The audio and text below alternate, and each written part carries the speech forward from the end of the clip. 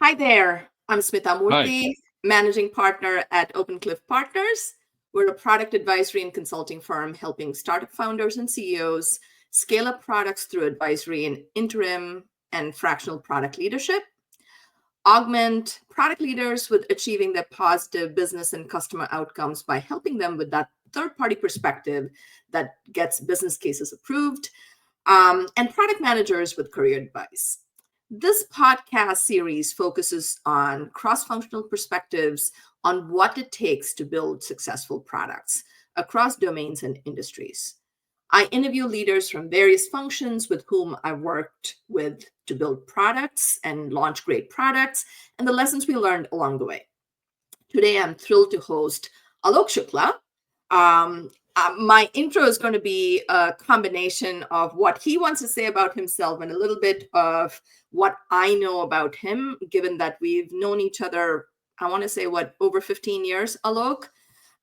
So, without further ado, Alok is the founder of Funnel Story, a churn intelligence platform for post sales teams. Before founding Funnel Story, Alok spent 2 decades in cybersecurity in companies like McAfee, Intel, and Imperva. It's at McAfee that our paths intersected, and we have so many stories to talk about from then. Outside of work, Alok is always on the quest for good food, great travel destinations, and always a good argument, which I'm Yes. sure we will have some of that, not an argument, but maybe a debate or a different point of view. Alok, so thrilled to welcome you to this podcast.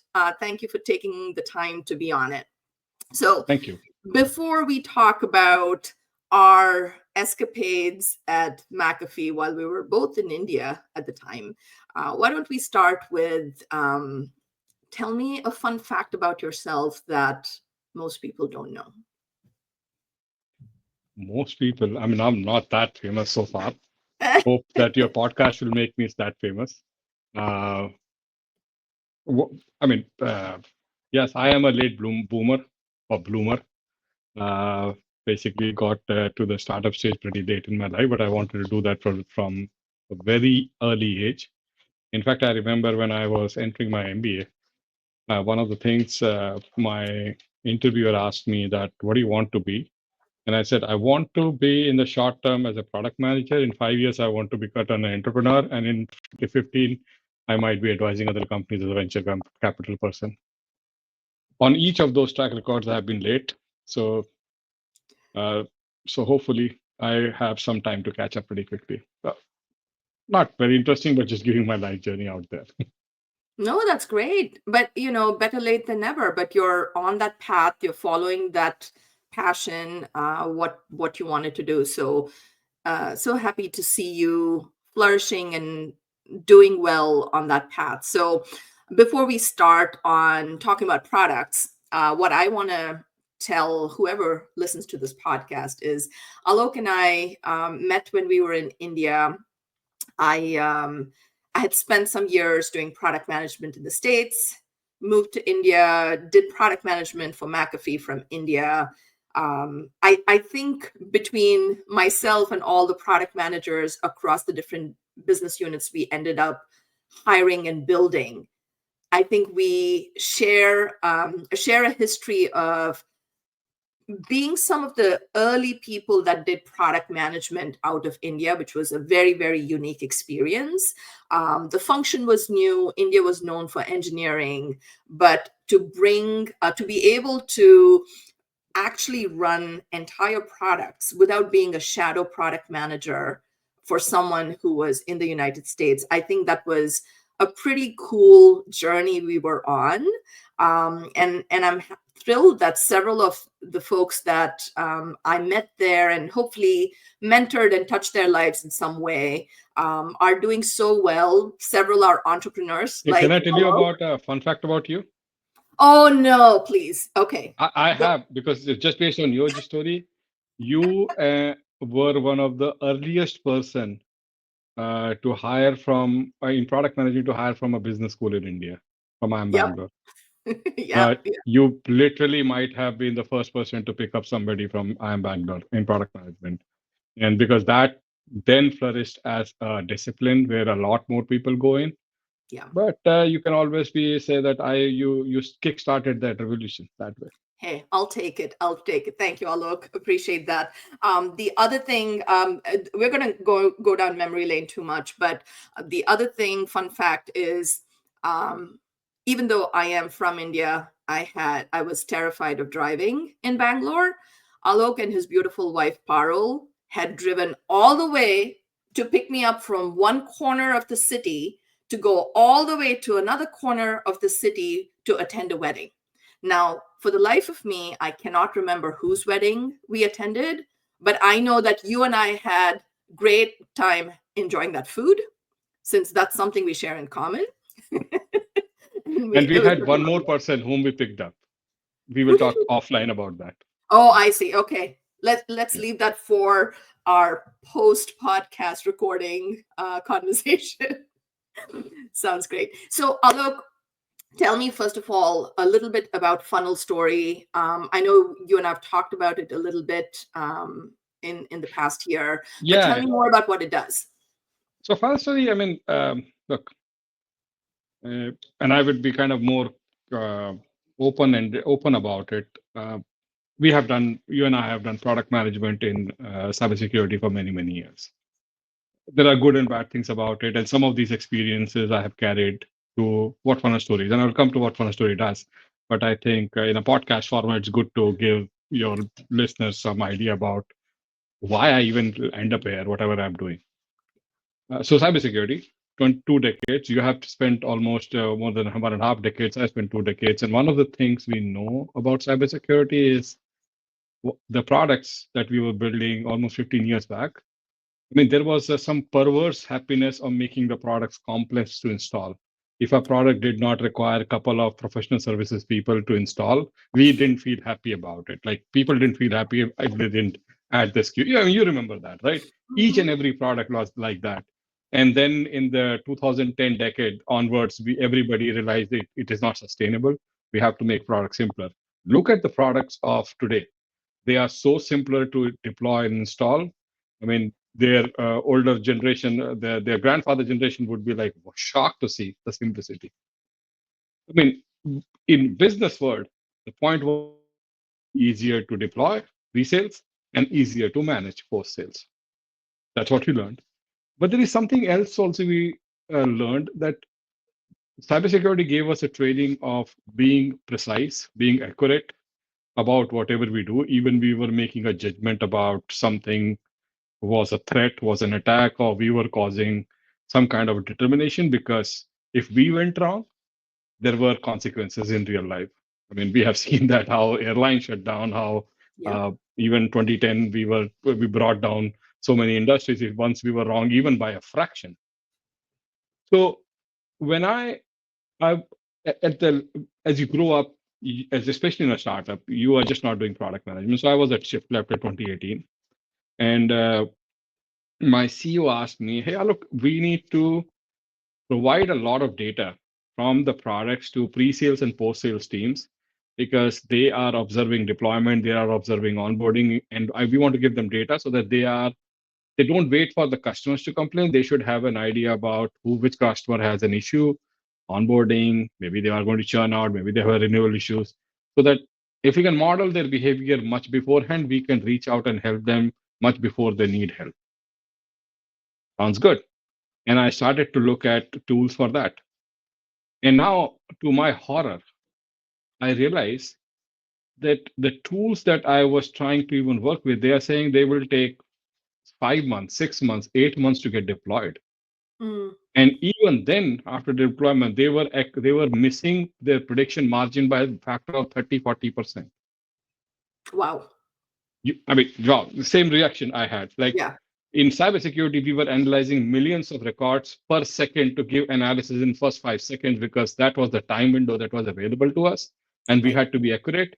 And Yep. you come out and you start to look at the adjacent words of what we do, and suddenly you realize, wow, the GTM part and the customer success part was horrible, Yep. Yep. right? And so what you can do, I mean, what you do, you roll up your sleeves and say, what I can do to fix it. it was a hard thing to come out of cybersecurity, which is a very comfortable and a very different area.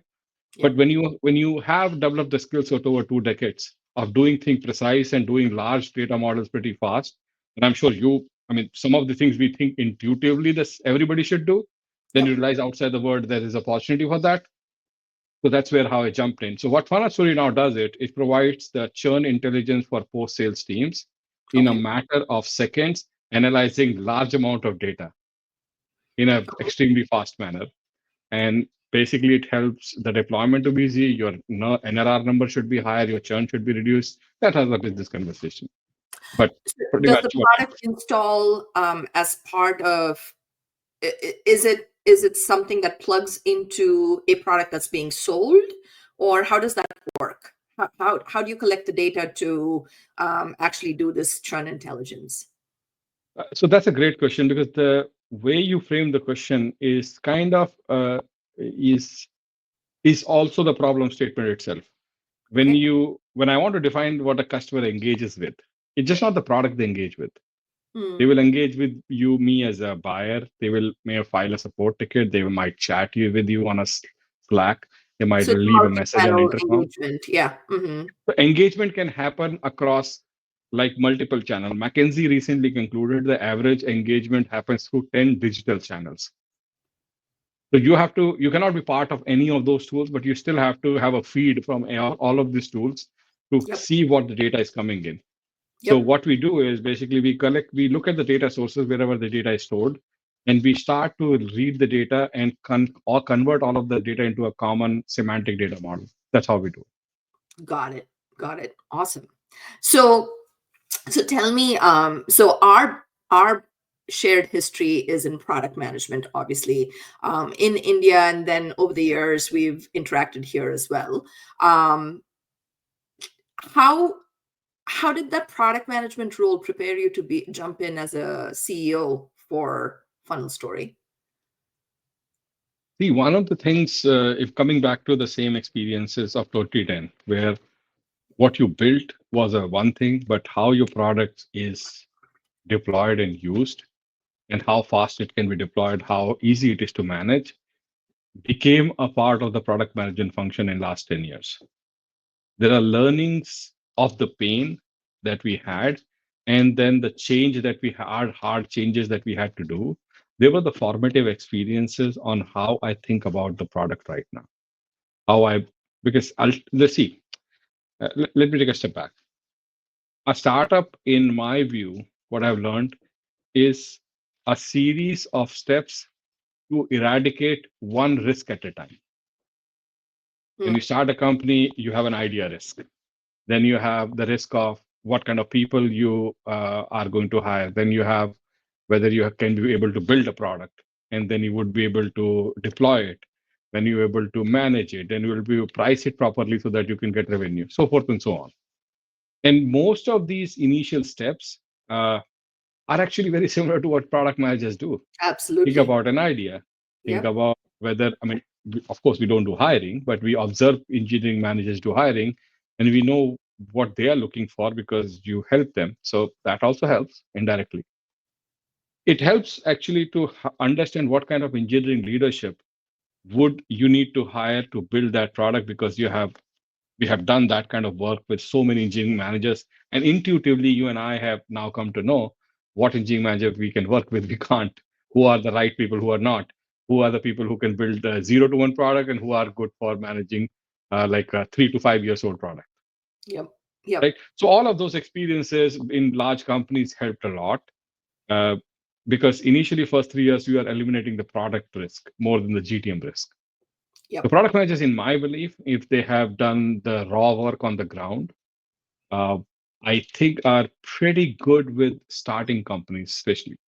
They Yep. may not translate their skills into a scaling company, which is a different skill set, but starting definitely.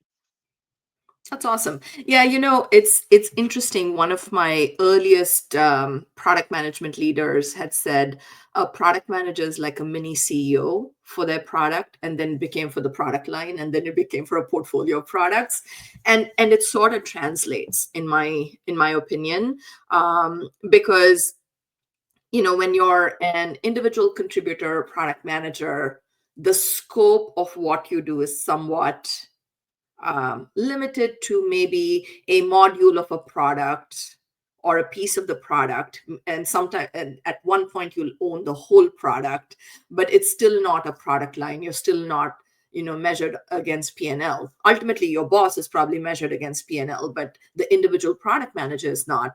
But as you grow in your career, that is what you do. You are managing you're looking at the classic 3 C's and 4 P's, right? Everything we learned in B school about, how do you place the product, position, the promotions that you do, and all of that comes into play because you're trying to figure out the go to market, how profitable it is, what's working, what's not working, which is why often in, like, I think even in startups, product marketing is part of the product management function because it kind of goes hand in hand. I will add to that. I will actually super emphasize one thing which I learned at a very harsh level. Pro- Generally, people who do well in startup are the people who have done product management at a very ground level. The guys who wrote the first requirement, argued with the engineering on the budgeting, worked with to fix the bugs, dealt on the ground to do those issue resolution, working with the toughest of customers. People who have that raw experience are far more successful compared to the people who have done product management more slight managing other product managers or doing more strategy work. Yeah. Because in fact, building the first concept is like building a small module and having that team of 6 engineers and working with engineering, and you basically have no clue how that would be done. Those kind of raw experience actually are far more useful because a product manager is like at that level is like existential job, and startup is a very existential. I mean, leave aside, there is no point of doing strategy if you have not even built a product that can be tried out. Let me Yeah. give you an example. I had without naming names, like, but the point here is, I remember I was working with a very senior leader who basically had done product management at a pretty senior level. But the problem is he has never done the product management at the raw level. The person came from a different background, became leader in the mid director of products or senior or VP of products, but never done as a core product management job. So what happened was that when the daily argument that used to happen in a product call, it was so hard for him to understand the dynamics of the room.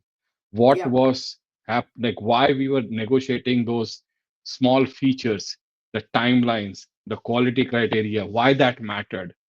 Those kind of decisions are based out of the crucible of that ground level discussion that Yeah. we have done as we grew up. Oh, Trust me, absolutely. like what I had learned from 0 to 5 years is far more useful than what I did at 5 to 10 years. No, If that makes absolutely. Yeah, absolutely. It's almost like first principles. Like if you've learned the fundamentals, you know how to handle no matter which product, no matter which domain, which industry that you're working in. Absolutely agree. Actually, that brings me to the question of, so what are some of the biggest challenges you've faced with products, and what would you do differently if you could do it over I when mean, you've that's a built a pretty product? wide. How much Yeah. marks question is that? It's a 10 marks or 20 marks question? Like, Um, as my son would call it, it's a FRQ. It's a free oh my response God. question. Okay. Look, that's a wide question. Let's pick up something more specific. Uh, there are a lot of challenges in a product management over the years. Do you want to focus on something on the engineering side, on the product side, strategy side, go to market side, It global just side? just pick one. Since we were talking more, like, since we were just talking about the 0 to 5 years in product management, like the fundamentals that you do, let's talk about something with engineering. Working with engineering, what are some of the challenges that you've faced, and what would you do differently if you could do it over? I'm not sure. So again, sometimes in startups, you start to become so opinionated, you don't want to even admit that you have everything wrong. But I will say that there are few things uh, that I have learned and experienced over the years, which I find it fundamental. For example, there is let me put this way: there is something that we did wrong in a last startup and do well in this startup. In when we are in a large company, when we were building those products, when you and I started working together, when you were a senior product, I was just started as a technical and a PM. We were working at McAfee. We had a series of, let's say, almost 100 customers per product, at least, if not thousands, right? Yep. So which means that we could actually talk to our sales teams and pick up those customers who would be ready to become an early adopter of a new feature or a new product, right? Not a big issue. And the barrier of failing was not big. So even if you did not deliver the right product one or twice, customers are forgiving. They were already using other products. They were doing something just to say thank you to you, right?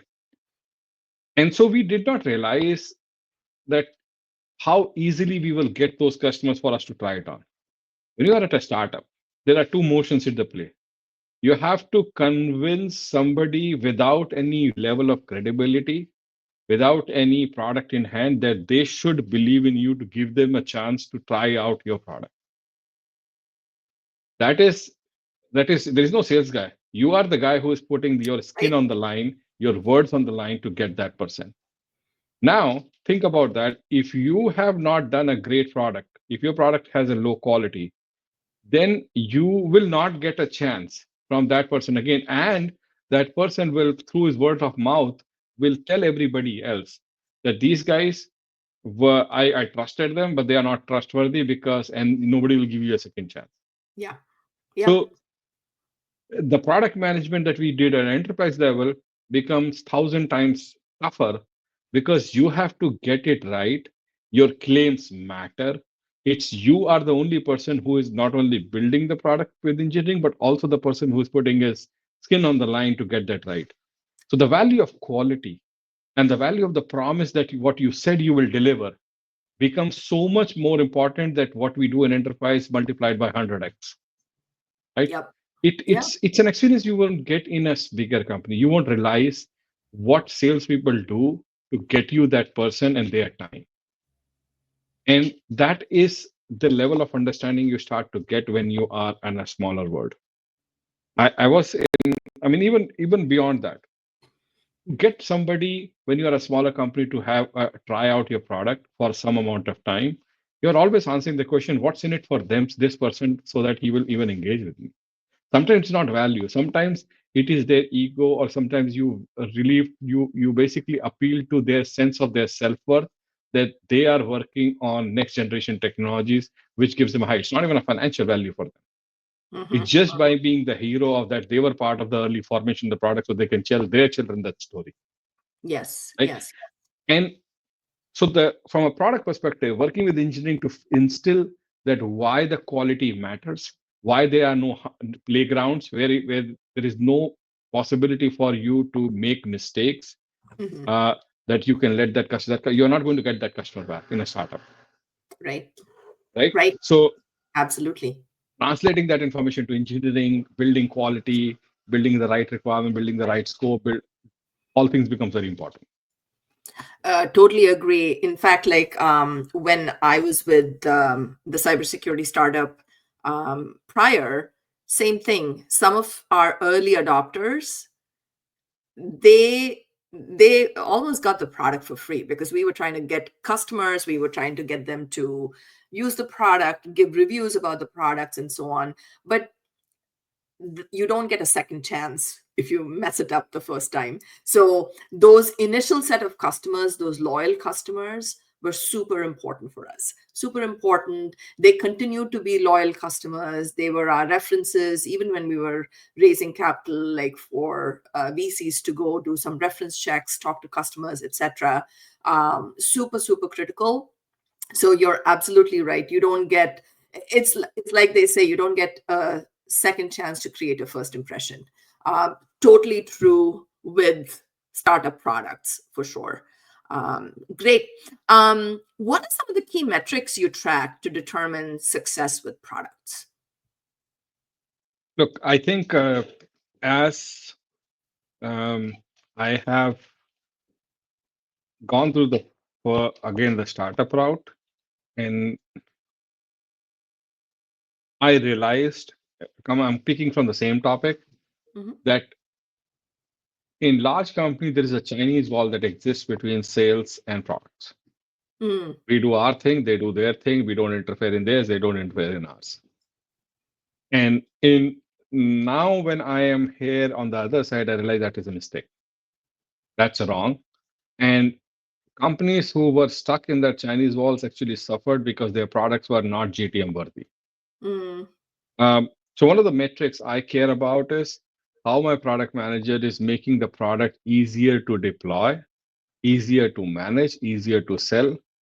And in fact, if I have to go back in a bigger company, I will put a metric or a part of the remuneration of a product manager tied to the ease of GTM and how the product sells. Because ultimately, no product is good enough if customers can't adopt it yeah, easily. absolutely. Right? That's a one metric I care a lot about, because and also time to first time user experience, FTUX, as I call this. And again, I also track what is the time to STUX, the second time user experience. Both of them from a GTM perspective. Of course, the usual ones, it's about what is the quality, like from a uh, what are the P0s and P1s at the time of release? What is the productivity that we are gaining? That's a slightly bigger metrics within product engineering. Yep. And of course, there are a lot of subjective things, that how do you write requirement? What is the process? I care a lot about that. So all those kind of things. Yeah. But Right. broadly, I have Yeah. added a lot of GTM worthiness to a product Mm. manager metrics and a product management process. Yeah.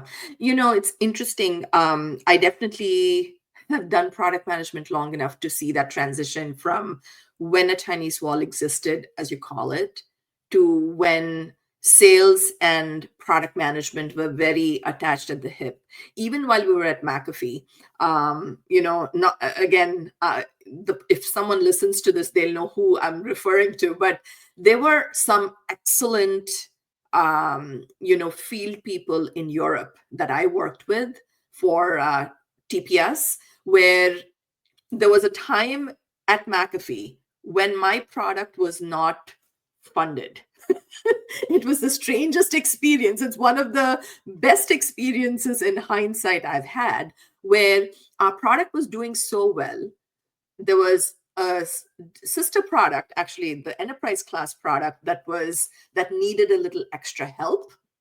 So some resources were horse traded and moved over to that product, while this product, which was doing really well, was starved for engineering resources for a year, which was probably a pretty bad move at the time, because your competitors are not sitting still while you do all of these horse trading within your portfolio, right? So we had to get really, really creative with how we could keep the sales motion going for this product while we couldn't talk about new enhancements, new features, new releases for almost a year.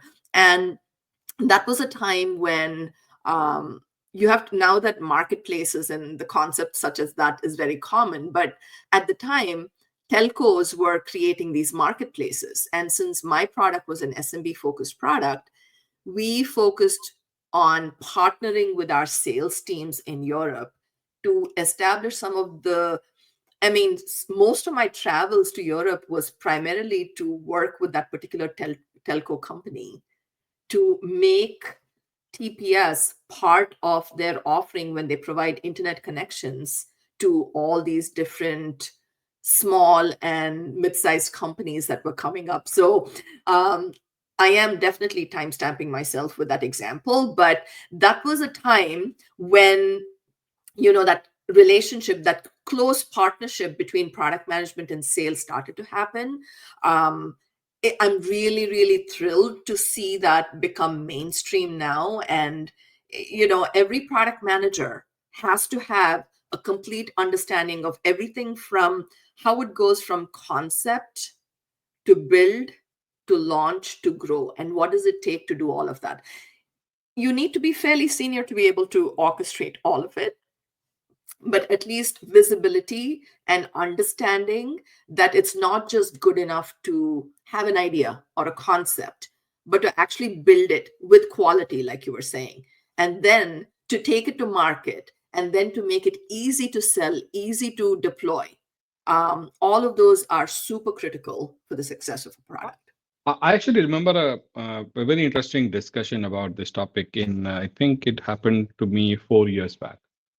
So, uh, because we had a security product and we had deployed as a product-led growth model where people used to self sign up with themselves and basically get into that.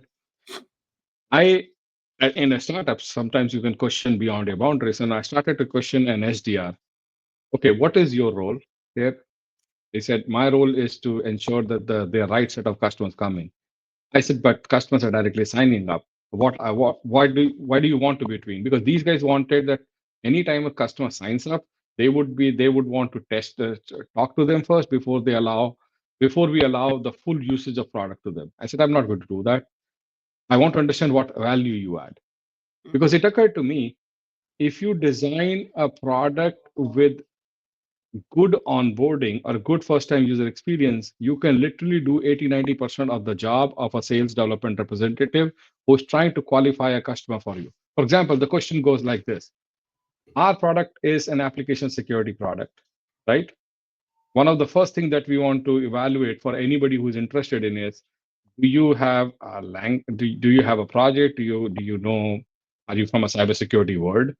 Do you have an AppSec requirement? Do you understand languages? Do you understand what you want to test? All these questions are answered because you came to Shift Left. It's a security company. You're not going to Amazon.com. You're signing up through a GitHub, which means you know developers. Then you are selecting a language and a project to analyze, which means you understand languages and projects. You're also providing a project, which means you have a GitHub account with the relevant projects. And you are also providing your official email name, so I also know your company. And suddenly I realized I was able to collect as a product person a lot more relevant data and save a lot of money that was being spent on SDRs, making a financial case of why the GTM was not only less costly, but it was far more speedier. Rather than taking 2-3 weeks to qualify customers, we were doing it in 5 minutes. That would not have come unless we had experimented in those areas. So, especially in a smaller company, if you apply your chops clearly and you start thinking like that, you will not only think about how you can make your product efficient, you actually, by making your product efficient, you can make the go-to-market more efficient. Do you But you think have to. yeah. So Alok, this is actually a very interesting topic, because do you think that would apply? So we just talked about AppSec, right? Beyond AppSec, do you see this applying in terms of shortening that go-to-market cycle, or sort of eliminating that qualification phase of a sale? Do you think that applies across industries? Actually, you would be surprised. The reason I jumped onto this project of converting my product into a self-serve was nothing to do with making product easier for customers to consume. The original metric from where it started was that we were discussing that our POCs were taking 2 months.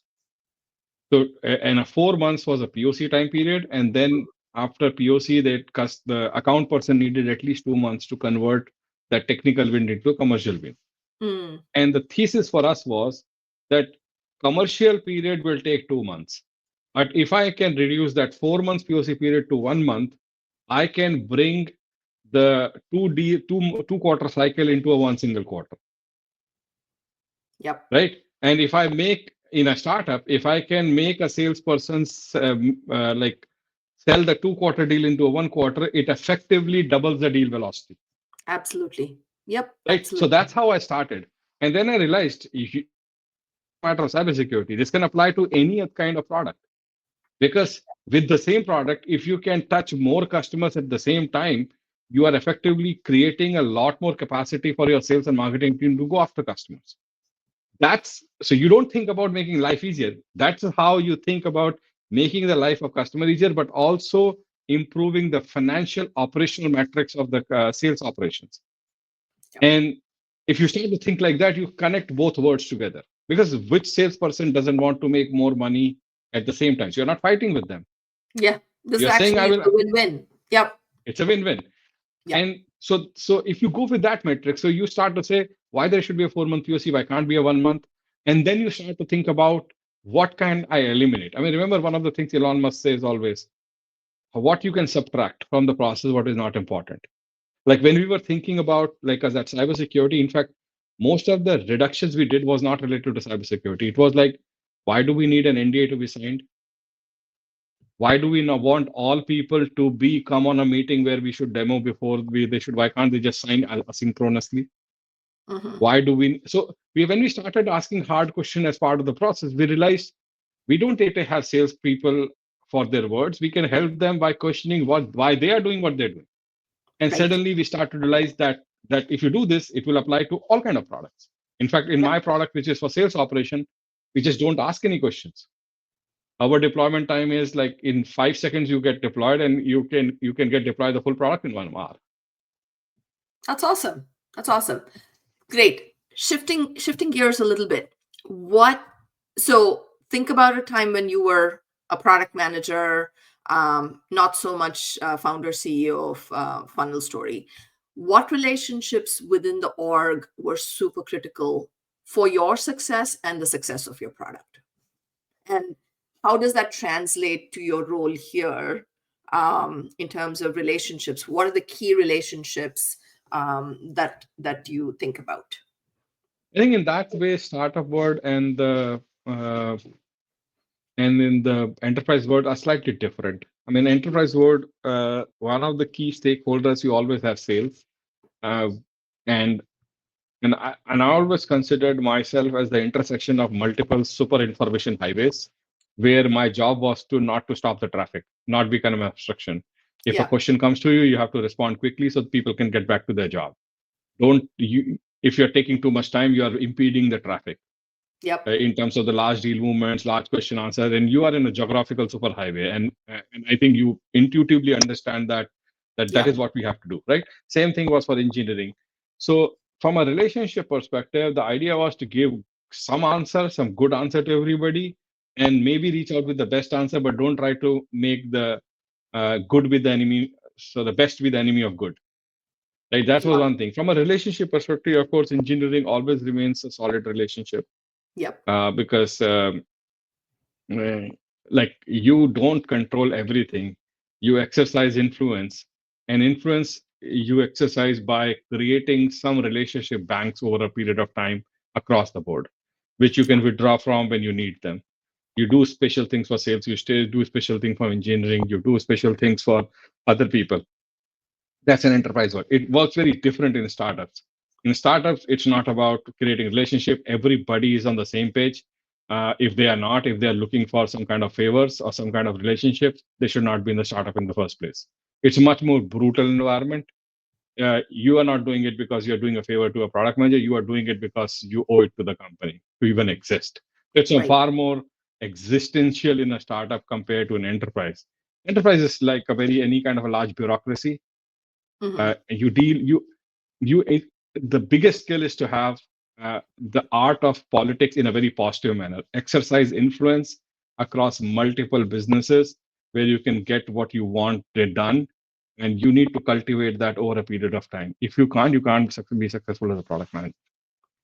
That's awesome. Well said.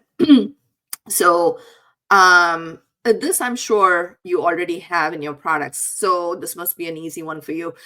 How is AI, Gen AI, changing what you do, how we build products, and how we go to market, for example? I think I will take it at a very simple level. I think Gen AI is changing product management in one fundamental manner, and which is a realization of mine for last 1 year since I've been working. when traditionally when we build products, we'll take requirements and we are giving guidance to the UX UI teams that how somebody, what kind of questions would be in the mind of my customer so that we can need to show that kind of information in the UI, right? And that has to be thought before you build the product. Because when the product comes out, there are some dashboards, some UX that is thought beforehand. What is happening right now is that you, with Gen AI and with agents, that relationship is changing because they can ask a lot of questions directly towards the data. So what happens is based on what kind of questions they're asking, you can then think about what kind of UX and UI you have to create. So it becomes the timing of that work becomes inverse. Mm-hmm. And that's a much better way to build because, like it's on ChatGPT, once you know what kind of question people are asking, you can actually better determine where is the question, what kind of question I can turn into UX so that they don't have to ask the question, they will get the report right away, or they will Right. see the UX right away. You don't have to think beforehand. You are not going to make mistakes if you went wrong. What will happen? With Gen AI and with agentic AI, you can completely inverse the paradigm. That is one thing which is already happening, right? But having said that, doing too much of that creates a problem of choice. I mean, we know that in products, one of the key problems is of choice. That if you give few choice, people get frustrated. If you give too much choice, people get overloaded with the tyranny of choice, tyranny of Yep. options, and people say, "I can't make a choice. I'm running out of a product. It's too much customizable." Yep. So having that opinion, it becomes harder. That what is the opinionated product that you want to have. I showed a product just with the agent bot, and some customers got scared. But no, Mm. I need some UI. And if you give too much UI, they said it's too much. I will just ask the bot. So this is the way, but this is a very interesting times to understand where the tyranny of the choice is the least, and that is what you need to hit. That is one thing. But I do believe that one realization I had, I mean, I was very lucky in 2007 when I was part of McAfee anti-spam team. We were one of the first teams who were adopting AI then, because spam was one of the first use cases for every cybersecurity industry. It still is, right? Right. Mm-hmm. But for us, we are a high stakes industry in cybersecurity as well as in revenue. You cannot make error more than 1% because it has very high consequences. So I don't think in some of the areas, and Gen AI, I don't want to over pitch it also because the high stakes industry are going to adopt all of this new AI only if the accuracy is higher. Because we Mm-hmm. work with industry that have very high stakes and high level of risk. If we make mistakes, if the AI is not that accurate, it's going to have a problem. And I don't think our industry is going to adopt AI anytime soon, unless we are adopting that level of. It might happen 3 years, 2, 3 years, Yep. still is somewhat off. Makes sense. Thank you for that. All right, we're coming towards the end. I know you're an avid reader, Alok, because the thing that I remember most distinctly from our past is the frameworks you could quote and all. And I remember my first. There was one job interview where someone said, "What's the framework you use for product management?" I'm like, well, experience. So I'm not that big of a framework person, but obviously there are lean concepts and others that very intrinsically are part of what we do these days. But that said, any book recommendations that you have when it comes to cybersecurity or products or startups, anything that comes to mind? I think the one book I have started to understand is pricing theory, Mm, theory of pricing, accounting 101, financial economics. And the reason I talk a lot about this is because one of the things which I go back and if I have to do it better, I will anchor a lot of what I'm building on uh, the financial modeling of that software. mm, It it occurs to me so ap- obviously in a very obvious manner in startups because you realize the product you can be build great, but if it does not fit the financial model of that industry, Yeah. it is not going to work. Mm. And you need to answer that question a lot earlier. And I do believe that because of the nature of a lot of people who come from great domain expertise inside the product organizations, they don't understand the financial and economics part of it. And when the product fail and product don't work, they always blame to the lack of requirement rather than thinking that a lot of products do not work because they just don't fit the financial model of the buyers. Yeah. And I will recommend accounting 101, financial modeling 101, as well as pricing theories. Read those things to a product managers. Helps you become a better GTM-led product manager, helps you become a better product manager in general. Awesome. Great. Thank you, Alok. Always so much fun speaking with you. By the way, Alok also dissuaded me from, maybe I shouldn't say this now.